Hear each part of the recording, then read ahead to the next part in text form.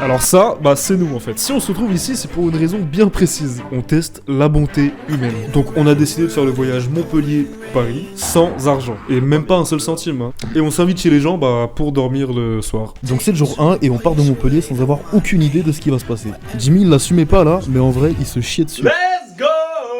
On se met en tête que arriver à Millau, ce serait une bonne première étape. Nous, on peut pas s'empêcher de se taper un petit dernier McDo symbolique en sachant que c'est la dernière chose qu'on achète. Là du coup il y a l'autoroute qui est derrière nous, vous voyez pas, mais du coup ouais, dernier repas, dernier sou dépensé.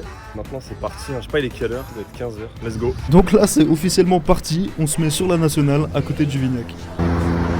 C'est long.